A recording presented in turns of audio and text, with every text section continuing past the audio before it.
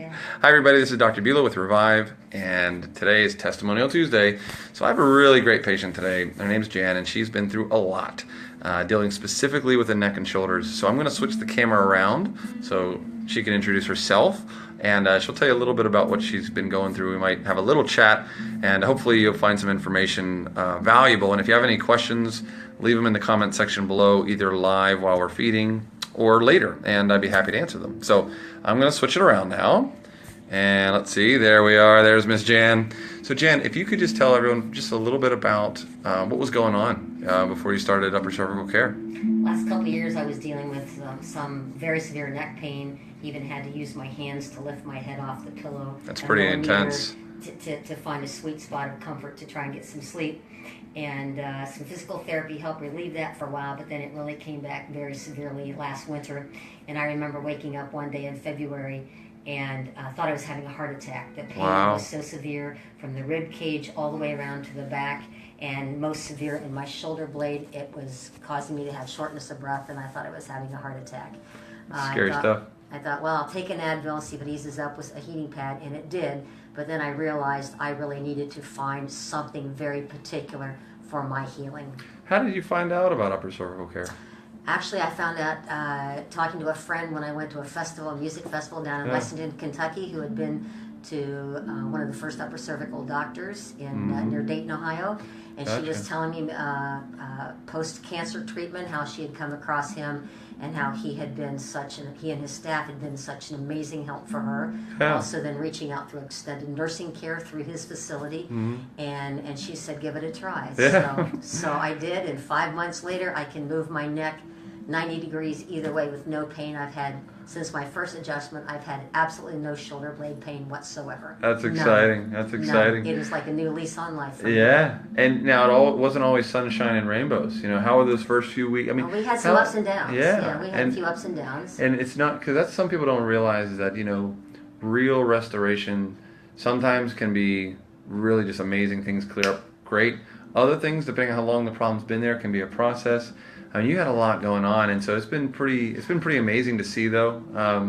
What was it like for you here in this clinic at Revive? Like, what was that first few days like? How's it? Because people sometimes just are curious about that. You know, they've never been to a chiropractor, or maybe they have and they haven't had a great experience. So, how would you describe your experience here? And you don't have to toot my horn, of course, but just for someone who really honestly doesn't know what it's all about from a patient's perspective, what was those first few visits like for you as a patient? How were you treated? What did it feel like? And then how were your results and things like that? How I was treated wonderfully. I guess what I appreciated most is that you seem to integrate other perspectives. I was very suspicious of chiropractic care, and you were very open to my questions, my conversations, the issues that I wanted to raise, and very impressed with how you addressed those and how open you were to that. And how about the adjustments? What do those feel like when you actually have the upper neck? There was the adjustment itself wasn't. I didn't feel anything. I mean, and that's what people would say. Well, they go in, they throw you on the table, they crack your back. And I had a person, actually my cousin, whose shoulder was re-injured. She'd had shoulder surgery, rotator cuff surgery, was re-injured because she went to see a chiropractor for her back, and the way he moved her arms above her head to do a treatment, it re-injured her arm. Oh, that's too bad, yeah. So, for lots of reasons, like many people, I suppose, I was very suspicious, but it was, I really didn't feel the adjustment. Now, the next couple days, I felt some pain, but as you explained to me and made good sense to me, it's like, and I understand systems therapy, is if you move one cog in the wheel, it affects all of them. So if you even move the atlas a millimeter, it's going to affect the entire spinal system. And realizing that the spinal system then needs time to realign. That's true with the analogy you used was when people have their braces adjusted. I thought that was an excellent analogy. There's pain for a couple of days until things finally shift back into place where they should be, where they belong. So that analogy was very appropriate for my way of understanding. And again, I give my testimony that after 5 months, I am just doing amazingly well. That's cool.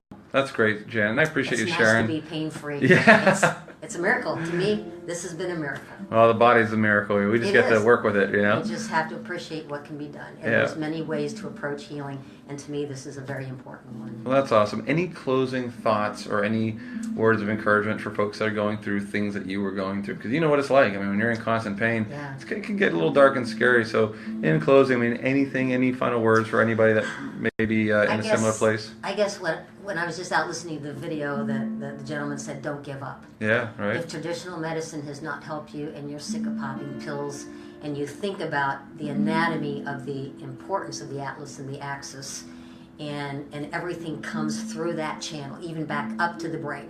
Yeah. You know, for sensations and feeling and nerve endings and things.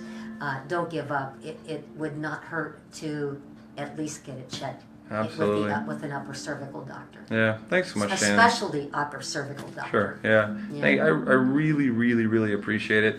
I couldn't. I couldn't say it better myself. I'm going to switch it around here. Thank you for watching. I'm not going to add much to that. I mean, that was wonderful. And thank you for watching. Please share if you know someone that needs a little encouragement, needs a little help. And if we can be of any assistance, let us know. If you have any questions, please ask away. If you're out of state, not near us, we'll find you someone who can help nearby. But otherwise, thanks so much for hanging out. You can even say my daughter is now under upper cervical care. Yeah, Jan's daughter is out of state. Equestrian, and she is undergoing the same treatment in Lexington, Kentucky. Yep, we found her daughter somewhere to go, and she's been doing great, and we'd be happy to do the same for you. So have a great week. We'll see you guys next week. Bye now.